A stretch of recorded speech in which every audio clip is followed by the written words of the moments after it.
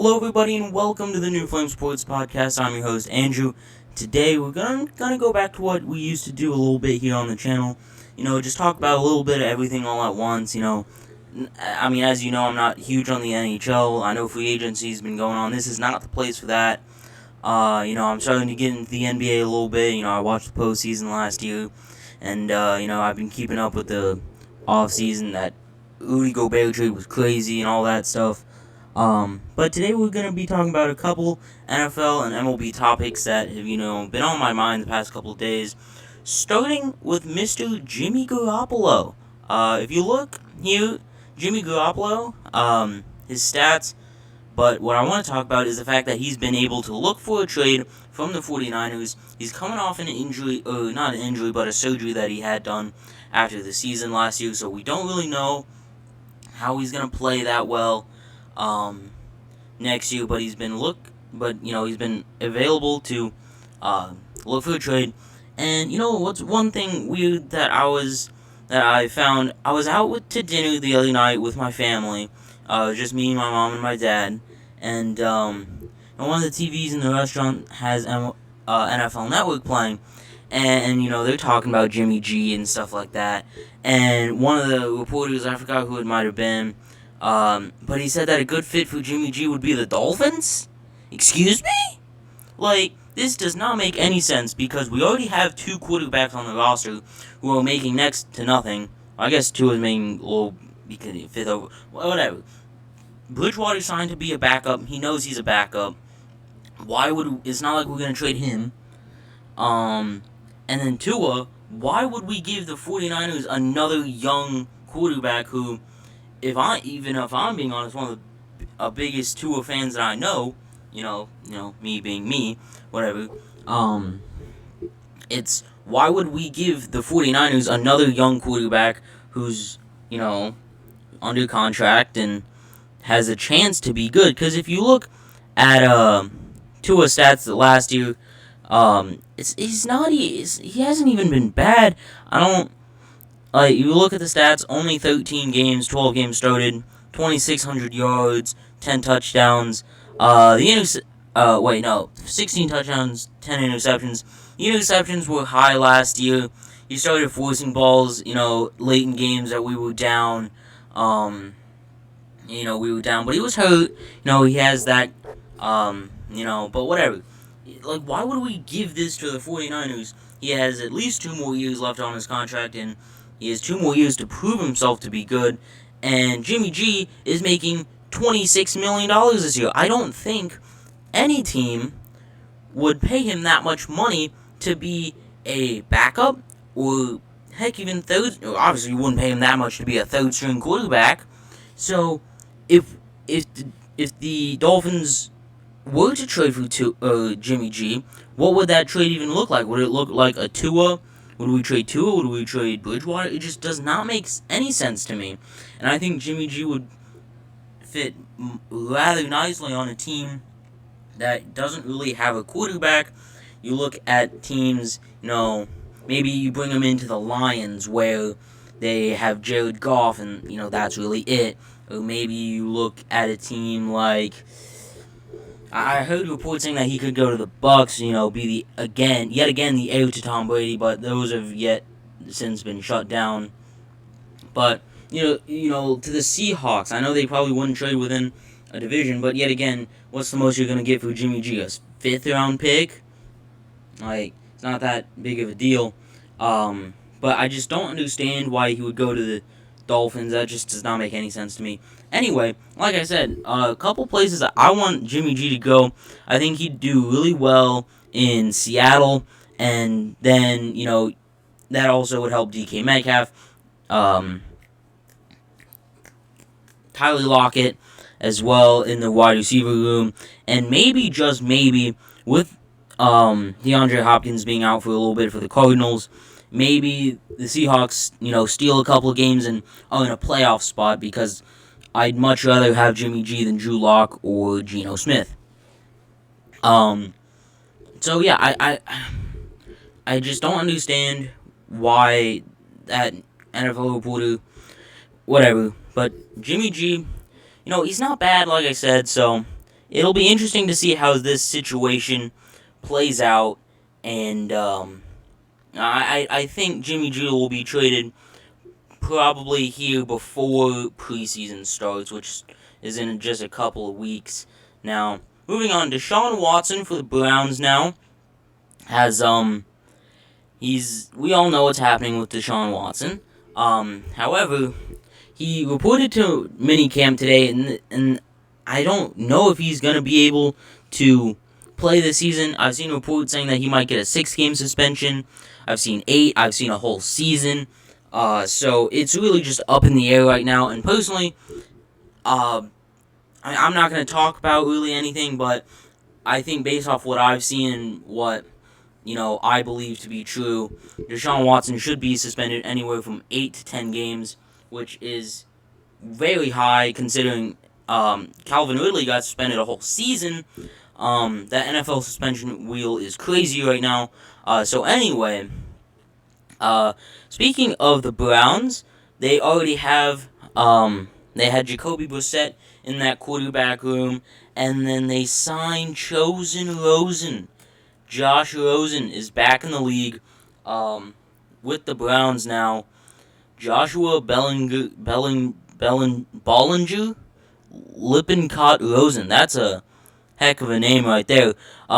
Josh Rosen, who was the 10th overall pick by the Cardinals in 2018. Then he was awful because that team was awful. So bad that they got the first overall pick, took Kyler Murray, who we'll talk about later, was shipped off to Miami for like a 7th round pick. Played 6 games in Miami between him and Fitzpatrick. Awful in Miami as well. And then he was with he was the backup on the 49ers for like a game. Was on their practice squad. Then the Bucks picked him up, was on their practice squad, and then went to the Falcons. Played 4 games. Wow, he played 4 games, but he only attempted 11 passes. So anyway, Josh Rosen on with the Cleveland Browns now, trying to rejuvenate his career just in case Deshaun Watson does get suspended, because between their current quarterback room, which is what, Josh Rosen and Jacoby Brissett, I would much rather have Josh Rosen, honestly. Actually, seeing what Brissett did for us last year, Brissett wasn't even half bad. So I'd honestly take Brissett, but you're just hoping that somehow, some way, Josh Rosen can come back. I don't think he will, but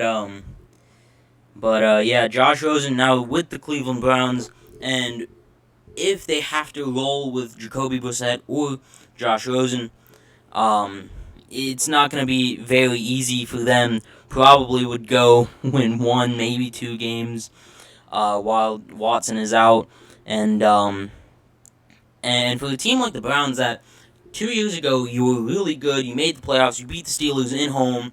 You trade away that quarterback, Baker Mayfield, for absolutely nothing, which was an awful trade. The Panthers completely won that trade because he's probably going to be the starter over Darnold and Corral, even though I really like Corral. I saw him play a couple of games at Ole Miss, once I moved down to Mississippi. So anyway, I really like Matt Corral. I don't like Sam Darnold, and I really like Baker Mayfield. And he seems excited to be in Carolina, which is nice. But as for the Browns, in a division with the Bengals, with the Ravens, who are going to be healthy, I just don't see this team placing higher than 3rd if Deshaun Watson is out for over 6 or more games, because you're only going to get 1, maybe 2, maybe 3 wins in that time. So I just really don't understand why they would trade Baker Mayfield. I understand why they did it, but why bring in Josh Rosen? There have to be better free agent quarterbacks. I already talked about Baker Mayfield, who was in my notes here, but moving on. Mr. Kyler Murray. Yeah, man's got the bag. He what was it, like a 7-year here? Kyler Murray contract. I spelled that wrong. Anyway, let's see. How 5-year, $230 million. That's a lot of money for a toddler. That's kind of crazy for a toddler. Not even gonna lie to you about that. Anyway, yeah.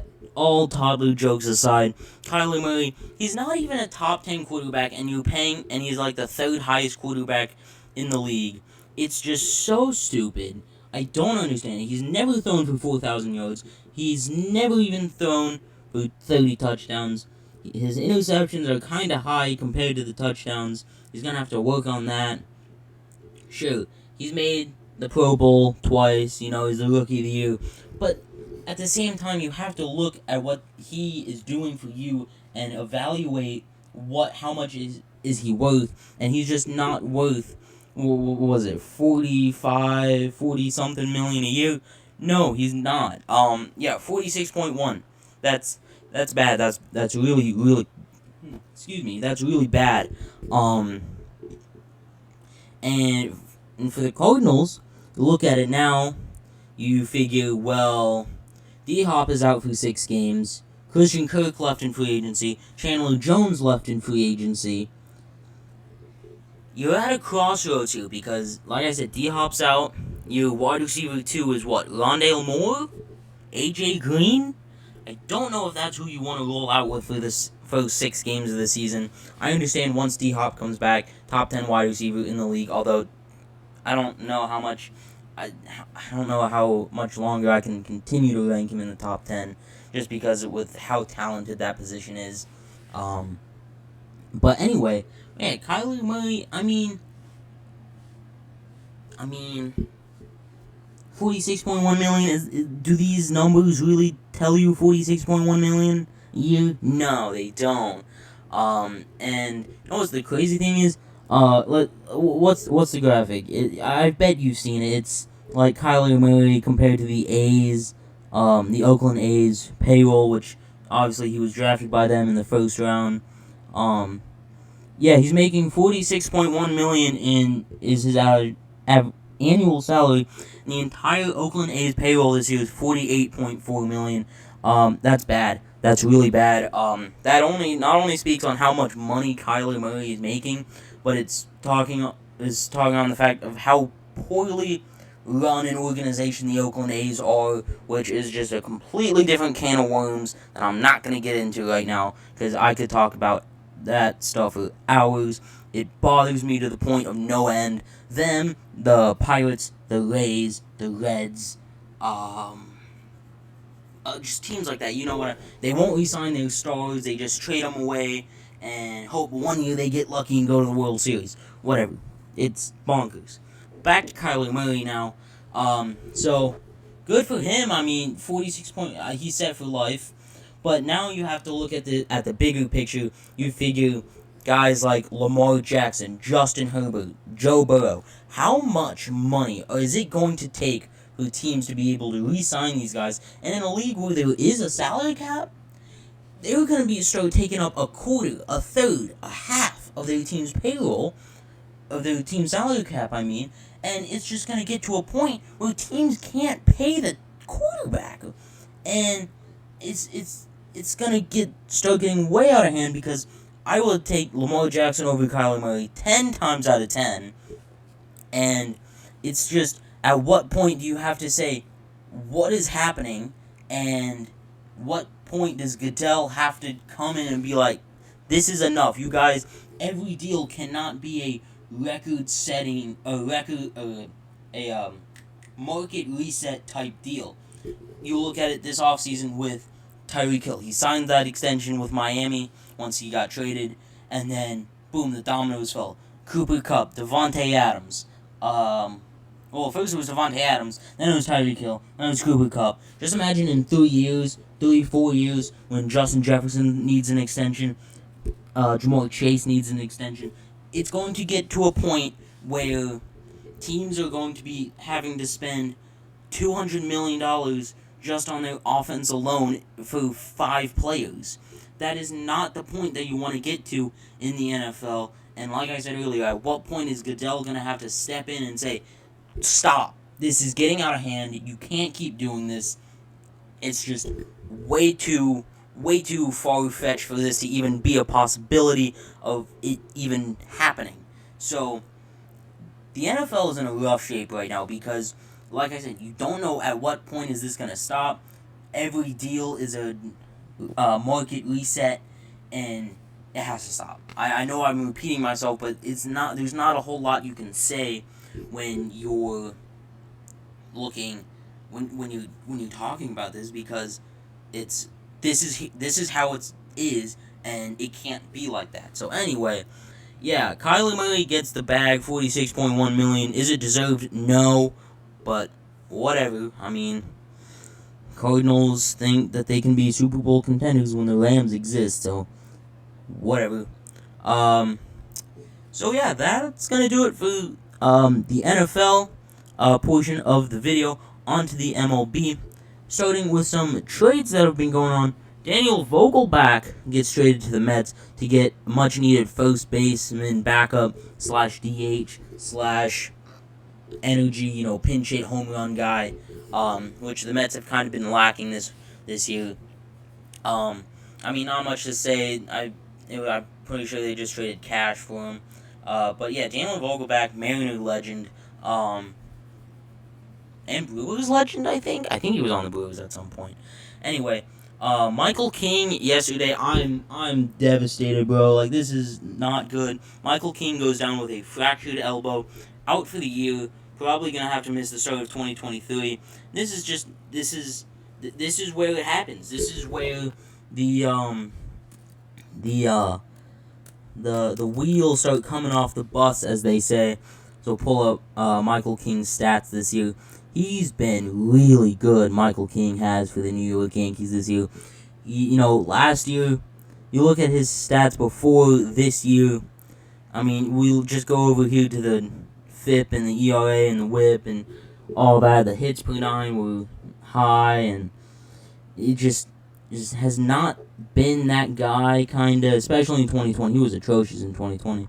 But, last year he got better, and then this year he just emerged into this shutout guy for the Yankees that they could go to set up Clay Holmes in the 9th inning, who has also been just a breakout player for the Yankees in that bullpen. But Michael King goes down with a fractured elbow, and for the Yankees now, who already needed bullpen help because Chapman has been awful this year. Litke has not had the form that he had last year. Loizica, in the short time that he's been playing, has not looked good.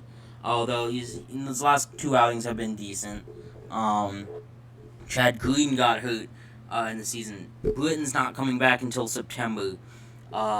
Luis Heel has got Tommy John. And you just look at Domingo Germán is back. Domingo Germán is pitching, and this is not good, guys. Domingo Germán is awful. I don't care what anyone says. He's awful. He cannot pitch in the major leagues. He gives up way too many home runs for this day and age of baseball. Okay. Anyway, Domingo Germán ran over, and he's an awful human being. We all know why he was suspended for like 80 games. He's an awful human being. Anyway, the Yankees now, who already needed bullpen help, now are going to need a second arm, and there are these two guys that I know they're both closers, and I don't know if they'd be happy, taking a setup role or a 7th inning role to go to the Yankees. But David Bednar, look, the Yankees and Pirates have history of trading pitchers. Looking at you, Clay Holmes.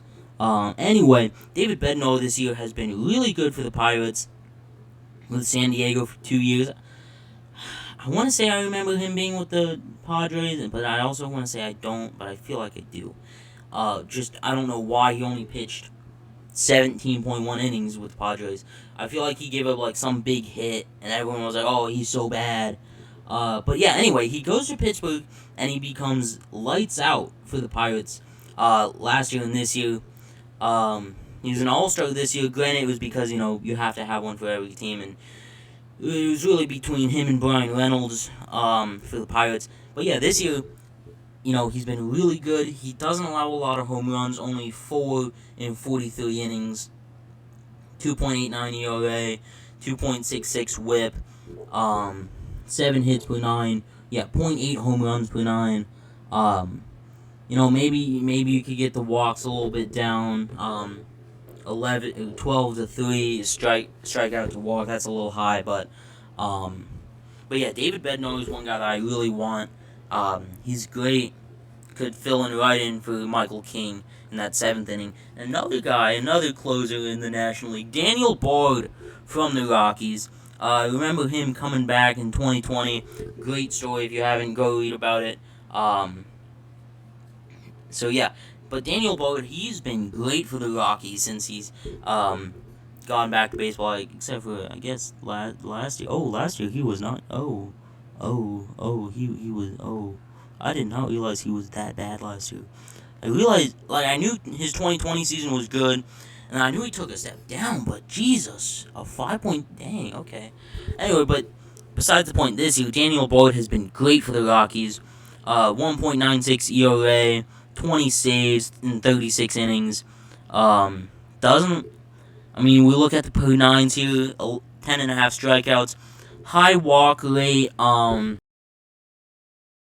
I've been excelling in recently, trying to get pitchers' walks lower, trying to focus in on one pitch, the Clay Holmes sinker, the Michael King slider, stuff like that. I think they'd be able to get those walks under control.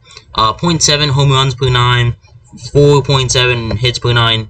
He's been really good this year for the Rockies, and he's definitely one of their top trade candidates. Could definitely get, a top 20 prospect for him. And for the Yankees, anything to make them better, I feel like Cashman would pull the trigger and do.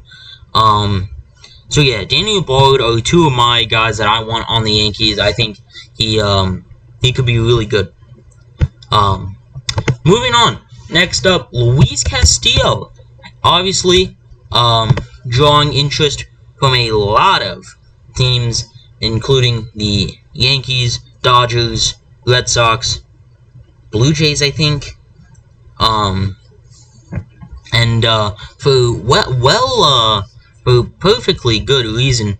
Look, this man has been great last year. I know last year, people were like, oh, whoa, what's up with Luis Castillo? He has a 7 ERA through 10 starts. And then he got it under control after the All-Star break. And since then, he's been amazing. A 2.77 ERA this year. He started 13 games so far, 78 innings. And look over here at the per 9s. 0.6 home runs, 3.1 walks, 9.5 strikeouts. And, he's never, except for his 2 seasons where he was, really good, 2019, 2020. He's never really been a huge strikeout guy. 10 on the average career, but he's never been 12 or anything like that, like you see a lot of relievers. But yeah, like I said, he's been fantastic this year for the Reds, and we all know the Reds, they just love trading away their good players, except for Joey Votto, because Joey Votto is Joey Votto. You don't trade Joey Votto. Anyway, but yeah, the Reds, he's definitely not going to be a Red after August 2nd, which is the trade deadline. And just potential landing spots, like I said, the Yankees, Dodgers, Blue Jays, Red Sox could all use some starting pitching. Next up, this could possibly be the biggest trade in MLB history. Okay?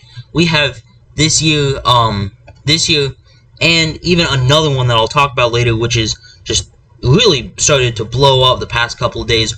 Juan Soto is the first trade I want to talk about now.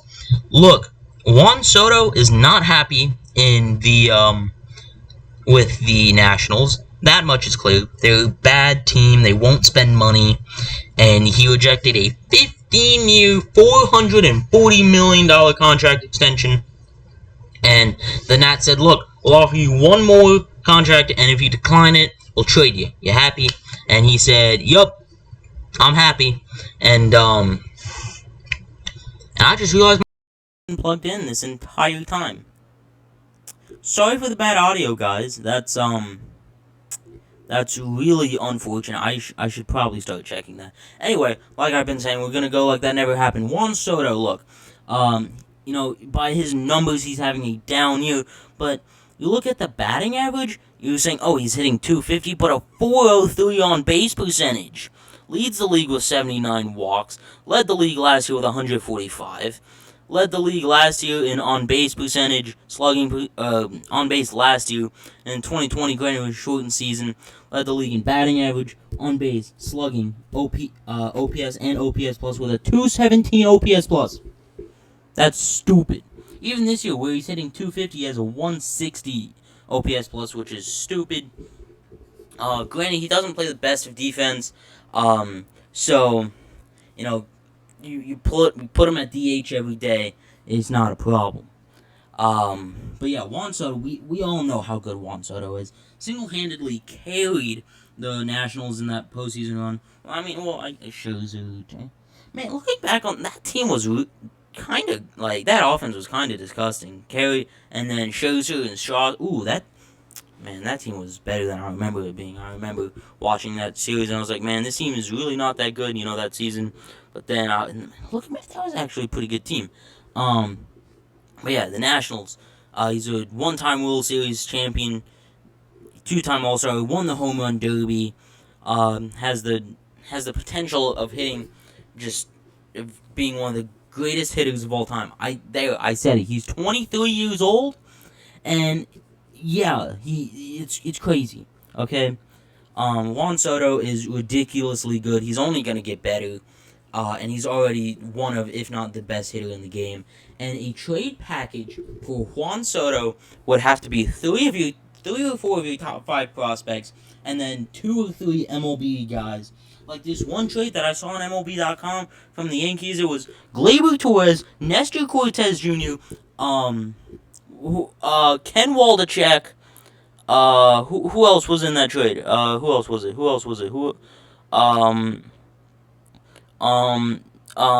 God, who was it? Okay, it was Gleyber, Cortez, Anthony Volpez, Jason Dominguez, and Ken Waldichuk. Our top 3 prospects, or 3 of our top 4 prospects, something like that. Gleyber Torres and Nestor Cortez Jr. I'm sorry, what?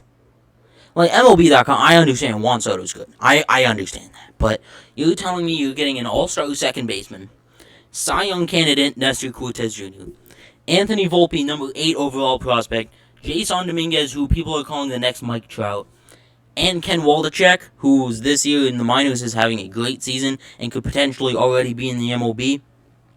No, you're on. No. Like if we were to get Juan Soto and we were able to extend him, that would likely mean the end of an era of Aaron Judge. And I think Aaron Judge is having a good year. Just a hunch I have here. As you look at the numbers, 36 home runs, 77. I think he's having a good year, guys.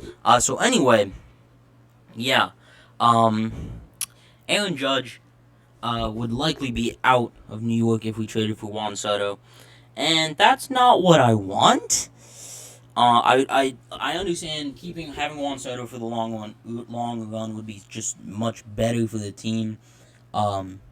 But at the same time, I don't really want to get rid of Aaron Judge because he's the face of this franchise and he has the chance of being the face of the franchise for another 5, 6, 7 years.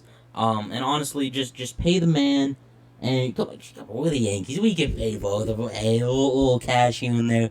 Never hurt nobody. But no, in all honesty, it's one or the other. And I know I've seen reports saying that the Yankees are out on Juan Soto now.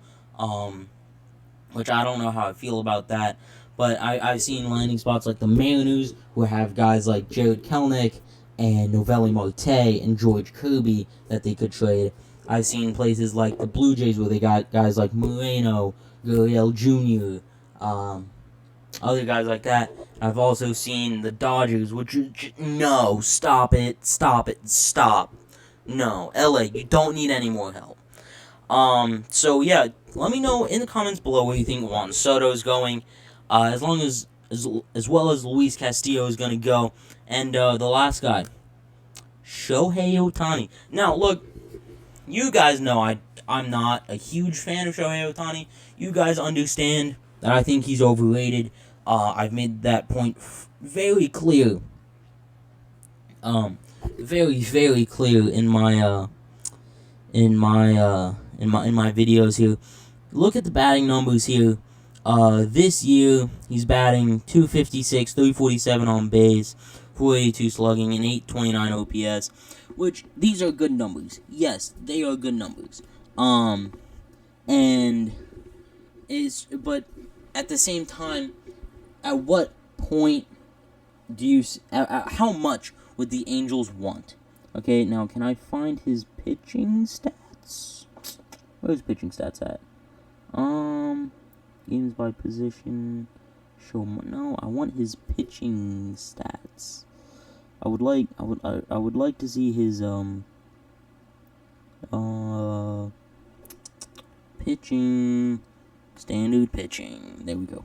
I guess maybe I just need to scroll down more. Anyway, but where Shohei Ohtani this year has been the best, has been pitching this year. He has been just one of the best pitchers in the league. Well, I won't say one of the best. He got shelled last night for like 6 runs, but it was in the 7th inning, and he was tired, and he had a shutout going. But whatever. Shohei Ohtani has been really good pitching this year. He's a 2.8 ERA. Understand that ballooned after last night. He's high strikeout guy. Let's see. He's in 93 innings. He has strikeouts. Where that at? I don't look at pitching baseball reference very much. In 93 innings, he has 134 strikeouts. I think that's good. But yeah, Shohei Ohtani is one of the best players in the game. Is he the best? Maybe, maybe not. I would beg to say no. But anyway, yeah, Shohei Ohtani is still really good. And a trade package for Shohei Ohtani. Granted, I know he's already 28. I know all that. But how many years does he have more on his contract? Can I find that? Can I find that? Can I find his contract? Salaries. There we go. No, I need to see how much signed as a. Oh, where did I just go? I think he only has 3 more years left on his contract, which is a while if you were able to trade for him. But yeah, a trade for him. Imagine Juan Soto and Shohei Ohtani getting traded at the same trade deadline. That's crazy. No, that's crazy. That's just gotta stop. But I think this MLB trade deadline, in my opinion, it's between the MLB and maybe the NBA trade deadline that are my favorites. The NFL trade deadline, you don't see the big stars getting traded, and you always oh, he's gonna get traded. I remember saying this last year with Brandon Cooks. Every single week I was like, oh, he's gonna get traded this week. Oh, he's gonna get traded this week. Never did. And with the MLB, I feel like you're just oh yeah, he's going to get traded. Which I like. NBA is a fun one too. I remember this one was the first season that I actually paid attention to it. James Harden got traded. That was cool. Celtics got Derek White, which was cool as well. Anyway, we also had Bol for a minute. That was cool. I would have liked to keep Bol. Anyway, but yeah, let me know in the comments below where you think Juan Soto is going, where you think Luis Castillo is gonna go, and if not, Shohei Ohtani is gonna get traded, and if so, where? Let me know in the comments below, and see you in the next episode. Peace out.